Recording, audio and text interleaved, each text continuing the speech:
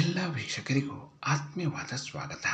ಕಳೆದ ಒಂದು ವಿಡಿಯೋದಲ್ಲಿ ನವದುರ್ಗೆಯರಲ್ಲಿ ಮೊದಲನೇ ಅವತಾರ ಶೈಲಪುತ್ರಿಯ ಬಗ್ಗೆ ತಿಳಿಸಿದ್ದೆ. ಇವತ್ತಿನ ವಿಡಿಯೋದಲ್ಲಿ ಎರಡನೇ ಅವತಾರ ಬ್ರಹ್ಮಚಾರಿಣಿ ದೇವಿಯ ಬಗ್ಗೆ ತಿಳಿದುಕೊಳ್ಳೋಣ. ದುರ್ಗೆಯ ಎರಡನೇ ಅವತಾರದ ಸಂಪೂರ್ಣ ಮಾಹಿತಿಯನ್ನು ಇವತ್ತಿನ ವಿಡಿಯೋದಲ್ಲಿ ತಿಳಿಸಿಕೊಡುತ್ತೇನೆ. ದಯವಿಟ್ಟು ಈ ವಿಡಿಯೋವನ್ನು ಲೈಕ್ ಮಾಡಿ. ಬ್ರಹ್ಮಚಾರಿಣಿ ಎಂದರೆ ಹೆಸರೇ ತಿಳಿಸುವಂತೆ ಮದುವೆಯಾಗದೇ ಇರುವ ತಪಸ್ಸನ್ನು ಆಚರಿಸುತ್ತಿರುವ ಕನ್ಯೆ.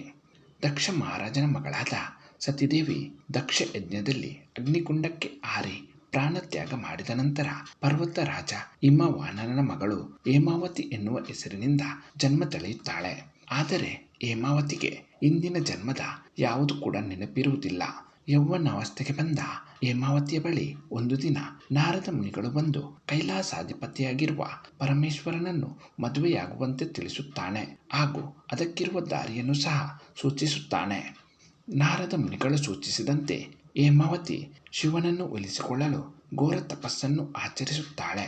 ಸಾವಿರಾರು ವರ್ಷಗಳು ಅನ್ನ ನೀರು ತ್ಯಜಿಸಿ ಕೇವಲ ಮರದ ಎಲೆ ಹಾಗೂ ಹೂವುಗಳನ್ನು ಆಹಾರವನ್ನಾಗಿಸಿ ತಪಸ್ಸನ್ನು ಆಚರಿಸುತ್ತಾಳೆ.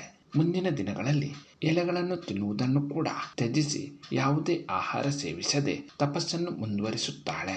ಅನ್ನಾಹಾರವನ್ನು ತ್ಯಜಿಸಿದ ಹೇಮಾವತಿ ಅಪರ್ಣ ಎನ್ನುವ ಹೆಸರನ್ನು ಪಡೆದುಕೊಂಡು ಸಾವಿರಾರು ವರ್ಷಗಳ ಕಠಿಣ ತಪಸ್ಸನ್ನು ಮುಂದುವರಿಸುತ್ತಾಳೆ.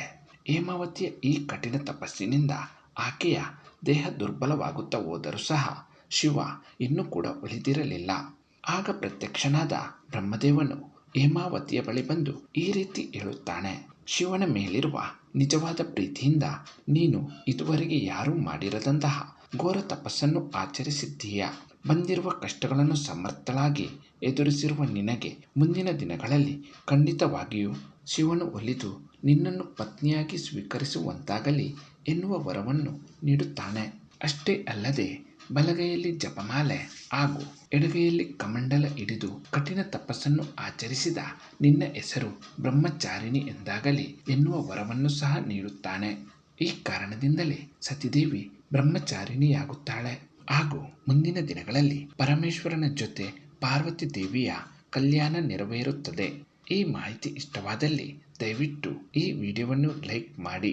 ಮುಂದಿನ ವಿಡಿಯೋದಲ್ಲಿ ದುರ್ಗೆಯ ಮೂರನೇ ಅವತಾರ ಚಂದ್ರಘಂಟಾ ದೇವಿಯ ಬಗ್ಗೆ ತಿಳಿದುಕೊಳ್ಳೋಣ. ಎಲ್ಲ ವೀಕ್ಷಕರಿಗೂ ಧನ್ಯವಾದಗಳು.